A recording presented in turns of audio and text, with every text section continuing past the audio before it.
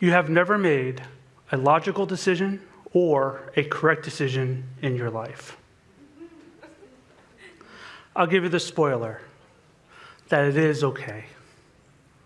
As an Air Force intelligence professional, I've worked with decision makers ranging from A-10 pilots to theater commanders who have to make fast, confident, high-stake decisions where lives are on the line.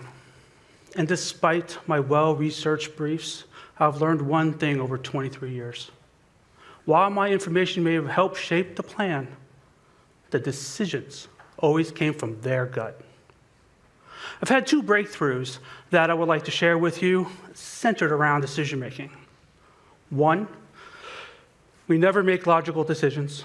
And two, we should aim to make the least wrong decision and not the most right decision. We think we're making logical decisions, but this is a huge fallacy made to make us feel in control of the uncontrollable. How can we account for the infinite amount of variables for our logic to be correct? In short, we can't. Many psychologists, like Dr. Kahneman, who we'll talk about later, argue that human decision-making is really driven by emotion, with logic only serving to rationalize choices after the fact. And when I say emotional decisions, what I'm really saying is that we feel good or we feel bad about our decisions. This is like a compass needle spinning until it finds north. According to Dr. Shalom Schwartz, a social psychologist who is known for his theory on basic human values, identified 10 universal values across culture. He would say that emotional decisions are really just our compass aligning to the true north of our own universal value. Have you ever made a decision and seconds later regretted it for no apparent reason? That gut check was telling you how aligned that course of action you just chose was to your primary value. When we take action in line with our values, we feel confident. And when we don't, we feel doubt. We didn't know it existed. And this explains why our feelings around our decisions are so a mystery. I want to talk to you now about the 10 Schwartz universal values. And when I do, I want you to think about which one resonates most with you. Self-direction, which emphasizes independent thought and action. Stimulation, the pursuit of excitement and novelty. Hedonism, the desire for pleasure and personal gratification. Achievement, the drive for personal success and competence. Power, which involves seeking social status and control over others or resources. Security, reflecting on our need for safety and stability. Conformity, the restraint of behaviors that may upset others or violate norms. Tradition, the respect for and commitment to cultural and religious customs. Benevolence, the concern for the welfare of a close group of others. And universalism, which promotes understanding, tolerance, and the well-being of all people and the planet. As I spoke the definition, I'm sure a few resonated, and one in particular stood out. That is the one that's most likely been driving your decisions up to this point. Schwartz's framework has been foundational in understanding how deeply held values shape our attitudes, decisions, and social behavior. Peter Drucker said, "Culture eats strategy for lunch." I would like to submit that values eat logic for breakfast.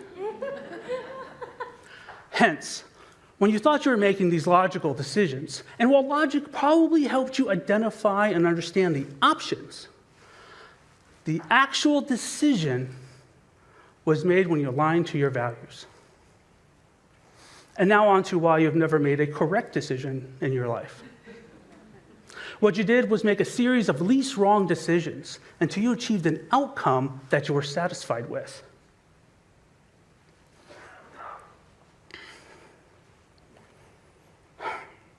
Again, how can we know what is right if the future is filled with variables that we will never be aware of? As an intelligence analyst, I can tell you with absolute certainty that the future is not what you think it will be. Air Force Colonel John Boyd created a framework for decision-making for rapidly changing and uncertain environments. Observe, orient, decide, and act. Decision velocity is how fast we can observe a problem, orient to a problem, make a decision, and then act to achieve and gather more observation.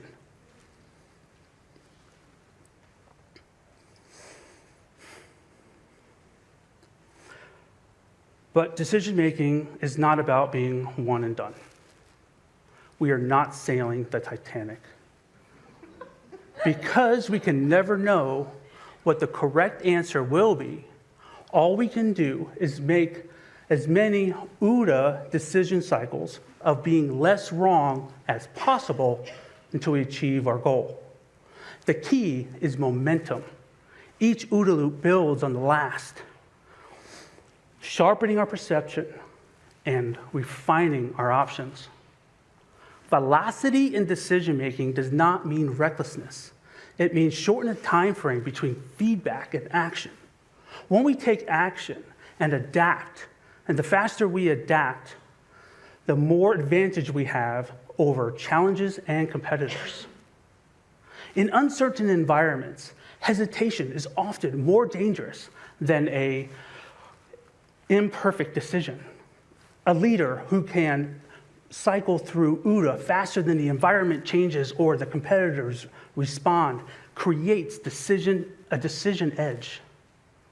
This is decision velocity in action, agility, speed, and the relentless iteration towards success.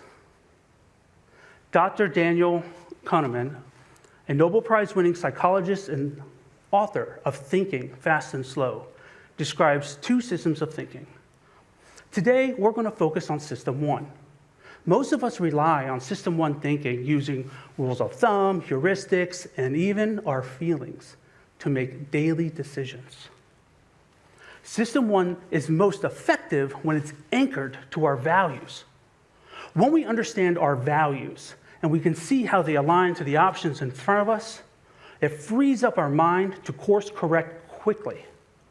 This allows us to make the least wrong decisions, even in uncertainty, and adjust with confidence. The bottom line is this: we are always making our decisions through the lens of our values, whether we realize it or not. Because we can never know all the variables, the goal isn't to be perfectly correct. It's to be adaptive, fast, and value-aligned. The future is uncertain. When we use our values, it gives us permission to trust our gut, lean on our feelings, and remain true to our inner compass. When we use our values and align them with the velocity, we transform uncertainty into progress and chaos into clarity. So what do you think? Did you really make any logical or correct decisions?